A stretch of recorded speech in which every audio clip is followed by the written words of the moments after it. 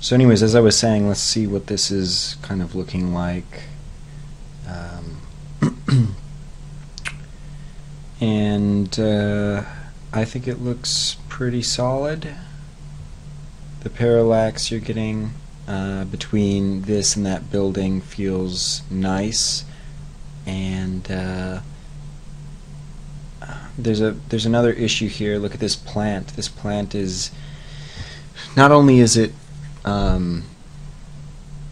sinking into the background, but it's also moving. So we want to make a separate plate for that. Everything else actually feels really good for now. I mean, maybe if we have time, I know we're like 50 minutes in or something, so we only really have 10 minutes left in this tutorial. So I think I'm going to focus on trying to figure out a method for this plant, maybe, because although this would be a lot easier to just figure out, but priority-wise, I think this plant is really killing it for me. You know, just like it's moving around. This is a little bit more static, and it's already has something parallaxing over the top of it.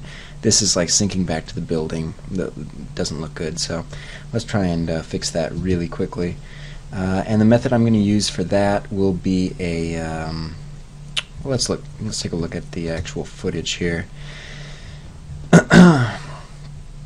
Okay, so I wonder if I could get away with just making a soft mat around it and doing some sort of like luma, because this is all kind of bright, and then you know, trying to, because it's mainly this area right here, so we could do like a mix between like a luma and then merge that into something else down here, like maybe key out the green. I don't know, it's all pretty like, I don't know. We'll see. Let's find out. So let's use a keyer, and let's do a soft mat with this roto. And first thing I'm going to do here is just close anything else we have open, because I've noticed that a lot of the overlaying keeps getting funky. We don't want that.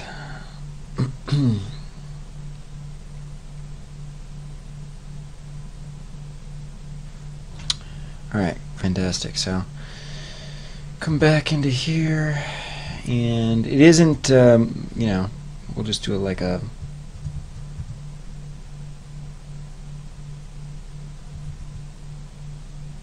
and in here we're going to have to get a little bit more detailed.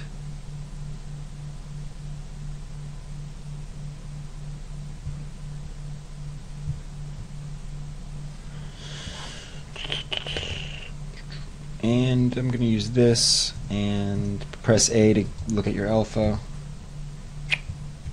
and bring this down so you guys can see it a little bit better, of course.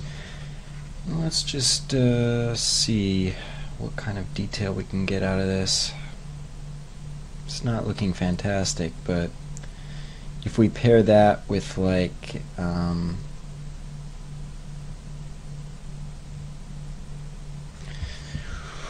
I don't know, it might work. It might work. Let's try that actually and see what happens. So I'm going to plug the roto into this luminance, and what I'm going to do in my roto is actually go to shape, turn the color to nothing, invert it, so now you're just getting that RG alpha, right? And then before it actually gets there, let's put an invert in between the two, so then we are getting our, I just like to do it like this. You can also invert it after the fact, but this is going to be our matte for that foreground element. It's really rough, but like I said, we have like 7 minutes left in this tutorial, so I'm kind of rushing here a little bit. A few other ideas to try would be doing, for this bottom area, doing doing the paint and then doing like a difference matte or something. That sometimes works. You know, doing a different kinds of keyers. You know, I have used stuff like Primat to try and like pull weird keys for elements that are in scenes like this, but anyways, just a few ideas for you guys, because you guys have unlimited time. I have about an hour to go through this tutorial, so that's done. Let's just say that's going to be our mat for now, and we are going to go back, revisit our roto paint for our background. We're going to turn our RGB on, and I'm going to deselect all of these things and start painting some of this stuff back.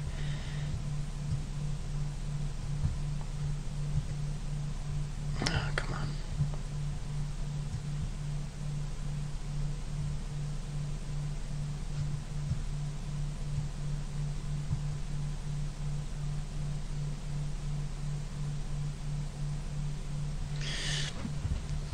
I'm lagging a little bit. I don't know why. It's frustrating. There is an encode going on in the background right now out of necessity that could be affecting things a little bit.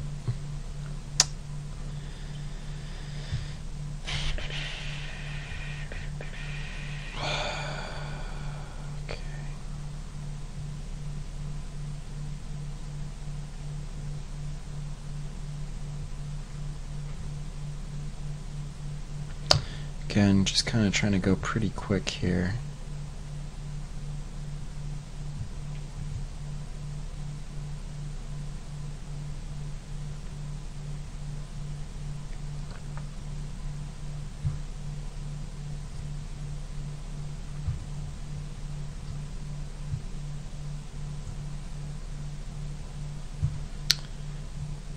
And we might lose a little bit of the pole there, but let's just see what happens. Because I mean, this is going to be occluded again, so I just want to get something kind of clean for now, and we can kind of deal with the rest as it comes. But I mean, it's just going to be one of those things where you do something to taste, and you kind of like figure out what exactly you need to do to make it work. And in this case, I think we're just going to try and paint out as much as we can. And in this case right here, we're going to go up to our color palette, or our color picker or whatever, grab that, and just paint some of this stuff back in here. Because we're going to have that stuff over it anyways, so come back down here, grab this. Honestly, just grabbing colors at this point. And then using the smear tool. This is very very rough, but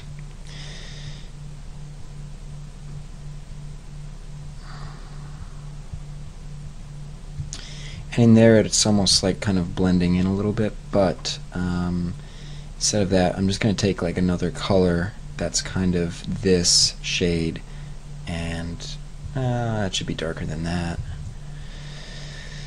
Something darker. And I mean, the thing is too, we would want to like match some of this. This is pretty grainy, digital grain. I believe they call it noise. Of course they call it noise.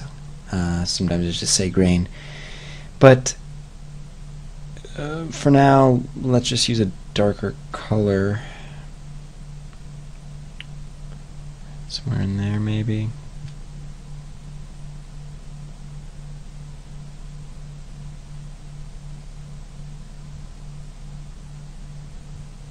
Yeah, that's way too bright.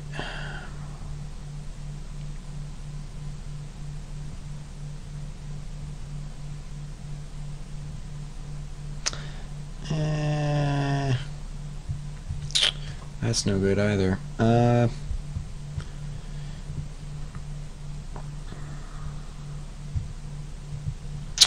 Could extend this.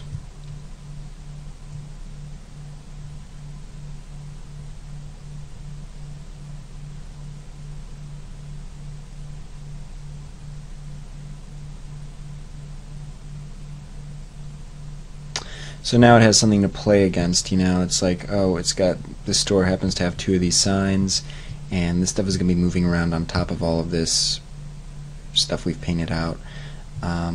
This part isn't as critical because it's closer to the ground, but I think that this might be getting close to what we want to achieve.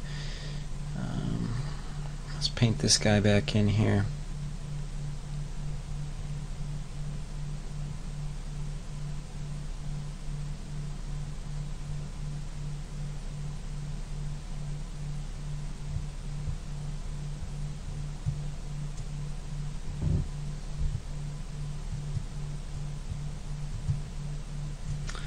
And get rid of the stragglers. But again, this thing is going to be moving, so it's going to be interesting to see what this is going to look like. It's a lot easier to do it with things that are not moving around through the frame, because then stuff starts to look a little flickery, but we'll see.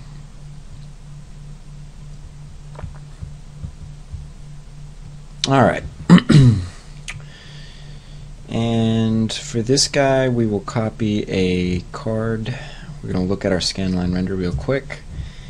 And it's a little bit in front of this guy, isn't it? So that's this card, right? This left-hand pull that we did earlier. So I'm just going to copy that and paste it. And I'm going to plug it into the roto here. And you'll notice that the roto is, the RGB is full, and the alpha has a little cutout happening. So what we want to do is just pre-mult it before it goes in, and plug this card directly into our scene. And now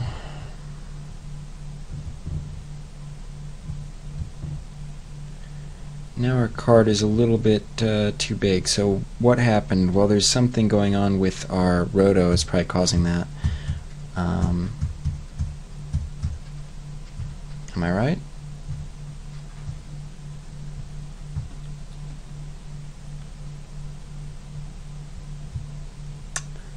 Interesting. Dun, dun, dun.